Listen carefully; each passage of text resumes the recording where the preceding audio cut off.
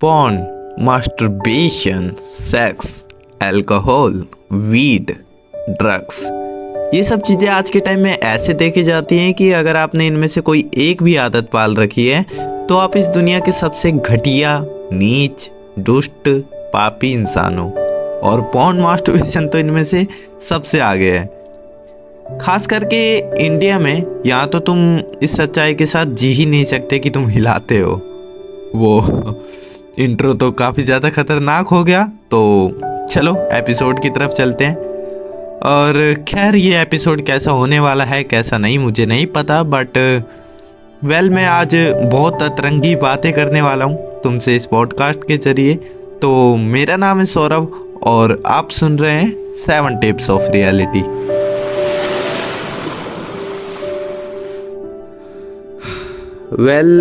Masturbation एक ऐसा topic बन गया है जिसे लगभग करते सब हैं, पर इस पर बात कोई नहीं करना चाहता है सिवाय हमारे चूतिए दोस्तों के अलावा।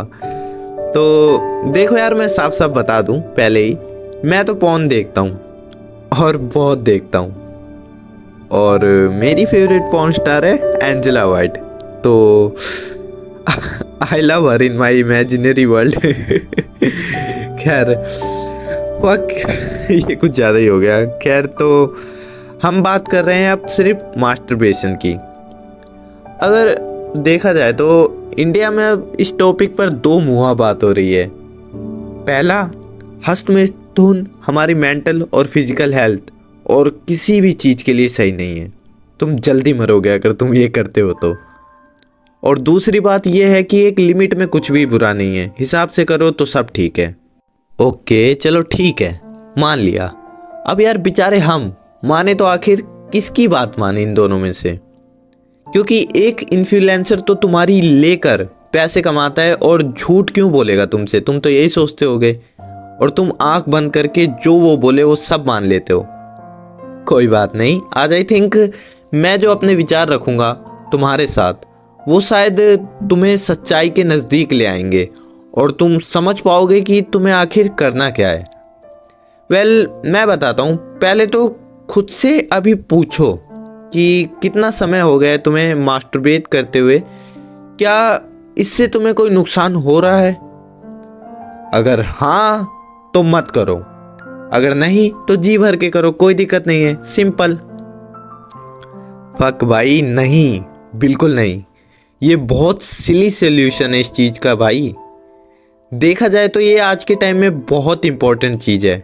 इस चीज़ की सही गाइडेंस नहीं है। एट द एंड देखा जाए तो हमें इस पर लोगों की दो मुहा बातें सुनने की वजह से समझ ही नहीं आता कि आखिर हम करें तो करें क्या। फिर हम जो दिल में आता है वो करने लगते हैं। चलो मैं तुम्हें एक कहानी सुनाता हूँ। बहुत छोटी सी कहानी है, ज़्यादा टाइम नहीं लूँगा तुम्हारा। तो होता यह है कि सभी ने एक ना एक बार तो पॉर्न देखी ही होती है। ऐसा मैं इसलिए कह रहा हूँ कि अगर तुम में से किसी ने नहीं देखी होती तो शायद तुम इस वीडियो का टाइटल पढ़ के इस वीडियो पर क्लिक नहीं करते।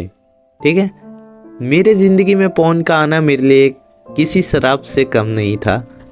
ऐसा मैं क्यों कह रहा हूँ, आज हम इसी बारे में बात करेंगे।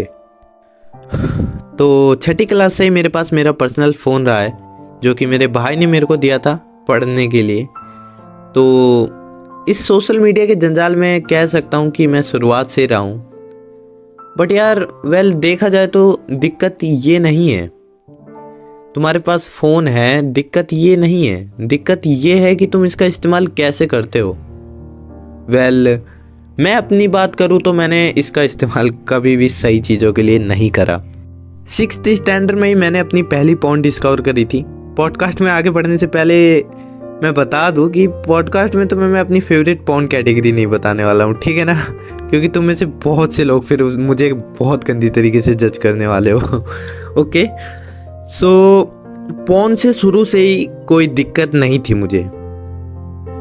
एक प्लेजर का जरिया था वो। तो लाइफ तो एकदम मस्त थी पहले देखा जाए तो। सब कुछ बिगड़ना चालू तो 2019 के बाद शुरू हुआ है ना? तो सब कुछ अच्छा चल रहा था, कोई दिक्कत नहीं थी। यहाँ पर मेरी बात पर गौर फरमाना, कोई दिक्कत नहीं थी। पहले मैं पॉर्न देखता था बस मज़े के लिए और कुछ नहीं।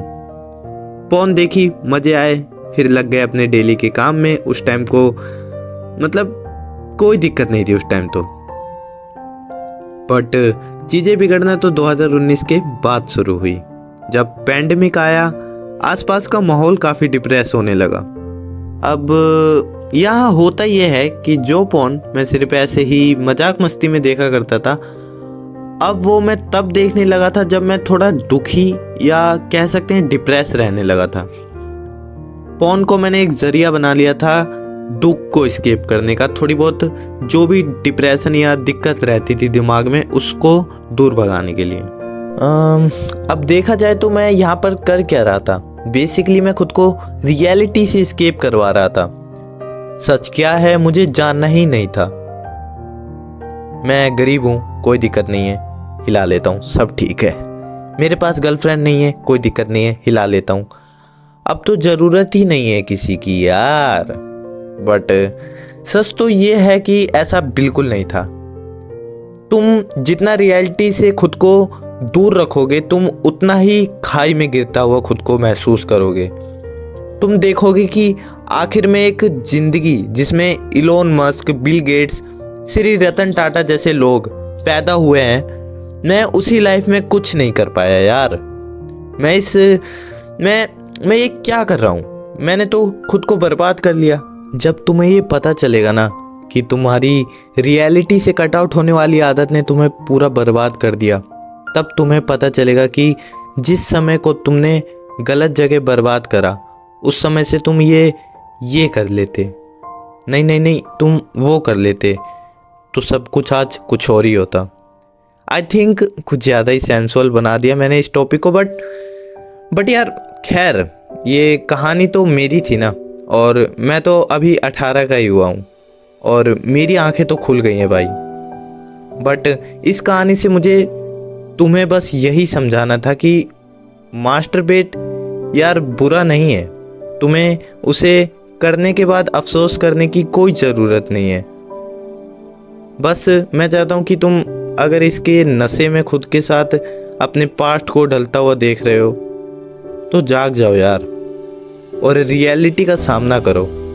इससे तुम पाओगे सच्चाई से मजबूती, और रियलिटी का सामना तुम्हें नया कल बनाने के लिए प्रेरित करेगा। फक भाई, यकीन नहीं हो रहा ये शब्द मेरी जुबान से निकल रहे हैं। खैर, जाते जाते एक एग्जांपल दे देता हूँ कि जिससे अगर तुम किसी भी एडिक्शन को ओवरकम करना चाहो तो तुम कर सकते हो, ठीक है ना। खास करके हस्तमैथुन की बात कर रहे थे तो इसको सबसे ऊपर ले लेते हैं। तो देखो यार, ये चीज़ कितनी सिली है ना कि दो बंदे आपस में कुछ कर रहे हैं, तुम उनको देखकर इमेजिन कर रहे हो, ओह मैं भी ये करूँगा, मैं भी ऐसे करूँगा, वैसे करूँगा। यहाँ सच्चाई पर गौर दो कि क्या इन फ्यूचर तुम्हारा पार्टनर वैसा होने वाला है? नहीं। क्या तुम सच में BDSM जैसी चीज़ अपने पार्टनर के साथ करना चाहोगे? नहीं। तो यार जाहिर सी बात है, ऐसा कुछ नहीं होने वाला है, तो खुद को भरम में क्यों रख रहे हो? तो क्यों पहले से ही अपने मन में किसी के साथ सेक्स कर ले रहे हो? क्या इन फ्यूचर तुम्हें वो मिलेगा नहीं? मिलेगा ना। और अगर नहीं भी मिला तो क्या तुम उसके बिना जीना छोड़ दोगे? नहीं। तो यार अभी से अपने टाइम को इतना कुछ सोच के क्यों खराब कर रहे हो? थोड़ा वेट करो। मैं कहता हूँ होगा, सबको मिलेगा। तो अभी से ही खुद के दिमाग को, खुद के शरीर को खराब करने की क्या ज़रूरत है? आज को बेहतर बनाने पर ध्यान दो ना। और पहले हर चीज़ जो तुम हासिल करना चाहते हो उसे हासिल कर लो, फिर जितना चाहे उतना सेक्स कर लेना। अभी बहुत समय है यार, पर अभी बस खुद को बनाने पर ध्यान दो, क्योंकि एट द एंड तुम्हारे साथ ना कोई नहीं बचेगा यार, कोई भी नहीं। यही सच है और बहुत कड़वा है, तुम्हें मानना पड़ेगा। एट द एंड तुम्हारे साथ कौन होगा? वो तुम खुद होगे और कोई नहीं होगा। उम्मीद करता हूँ कि इस पॉडकास्ट के जरिए मैं जो चीज़ें तुम्हें समझाना चाहता हूँ वो समझ आई होंगी और तुम भी सच्चाई के साथ जीना शुरू करोगे आज से ही। और अभी से ही। खैर, मिलता हूँ तुमसे जल्दी एक नए एपिसोड के साथ।